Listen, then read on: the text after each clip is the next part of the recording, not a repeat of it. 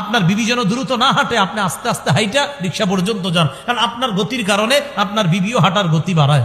আল্লাহ বলছেন তারা যেন তাদের পা সজোরে নিক্ষেপ না করে, এতে তাদের আল্লাহ প্রদত্ত একটা সৌন্দর্য অন্য ছেলেদের চোখে প্রকাশ পেতে পারে। নাউজুবিল্লাহ। এই জন্য আল্লাহ বললেন তারা যেন তাদের পা সজোরে নিক্ষেপ না করে।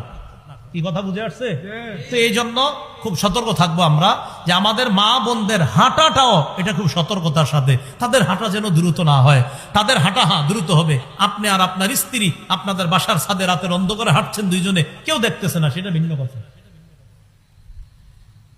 এবার দেখেন এই আয়াত থেকেও জানলাম মুখ ঢাকা লাগবে 31 নম্বর আয়াত থেকে। এবার আমরা কয়েকটা হাদিস শুনি মন দিয়ে।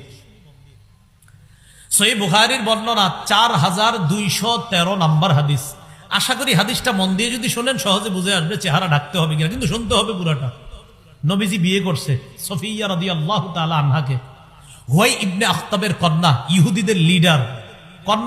কন্যার বাবা যেহেতু নেতা, তো সাহাবীরা, মুরব্বী সাহাবীরা পরামর্শ দিয়েছে, হুজুর একজন নেতার মেয়ে, তো তিনি যদি কোনো নেতৃস্থানীয় ব্যক্তির অধীনে থাকে ভালো হয়। কি বলতে চাও? হুজুর আমরা বলতে চাই তাকে আপনি বিয়ে করেন। নেতৃস্থানীয় ব্যক্তি আপনি, হুজুর আপনি হচ্ছে নেতৃস্থানীয়, পৃথিবীতে আর কে হতে পারে, আর সে একজন নেতার কন্যা, আপনি বিয়ে করলে তার মর্যাদা রক্ষা হবে। সফিয়া রাদিয়াল্লাহু তাআলা আনহাকে নবীজি বিয়ে করলেন। হযরত আনাস রাদিয়াল্লাহু তাআলা আনহুর বর্ণনা, তিনি বলেন আকামা রাসূলুল্লাহ সাল্লাল্লাহু আলাইহি সাল্লাম বাইনা খায়বার ওয়াল মদিনা সালাসা লায়াল। রাসূলুল্লাহ সাল্লাল্লাহু আলাইহি সাল্লাম খায়বার এবং মদিনার মাঝে 3 রাত অবস্থান করলেন। ইবনা আলাইহি বিসফিয়া, হযরতে সফিয়ার সাথে বাসর রাত উদযাপনের জন্য। এখন বাসর রাত উদযাপনের পর অলিমা, বর্তমানে তো অলিমা হয় না, বর্তমানে বরযাত্রী হয়। কি হয়? বরযাত্রী। কথাটাই তো সুন্নাহের খেলাফ। বরযাত্রী আবার কি হবে? কন্যা যাত্রী। কি যাত্রী হয়? মানে বরযাত্রী মানে ছেলের সাথে মেয়ের বাড়িতে যাবে, বাপের বাড়িতে 300 জন ভাইতে, মেয়ের বাপ আপনার ঋণ টিন কইরা 3টা গরু শোয়। শরমের তো কথা নিয়া যাবে কন্যা যাত্রী, ছেলের বাড়িতে গিয়ে অলিমা হবে। টোটাল উল্টা হয়ে গেছে। রেস্টুরেন্টে দেখার মাধ্যমে শুরু হয়, গায়ে হলুদের মাধ্যমে গুনাহটা বাড়ে, বিয়ের দিন হাজারো গুনাহের মাধ্যমে এই পবিত্রতা সম্পর্কটার সূচনা হয়। কিছুদিন পরে শুনে যায় স্বামী স্ত্রীর মধ্যে সম্পর্ক ভালো চলছে না।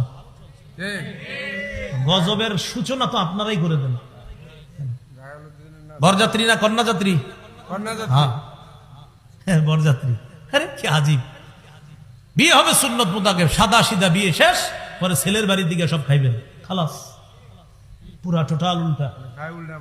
এখন রাসূল সাল্লাল্লাহু আলাইহি সাল্লামের অলিমা আর নবীজির অলিমা খাইতে সাহাবীরা খুব আগ্রহ, যে নবীজির বরকতি অলিমা। সফরের মধ্যে অলিমার আয়োজন করলেন। সফরে তো ভালো খাবার কি আর আয়োজন করবে। হযরত আনাস বলেন মা কানা ফিহা মিন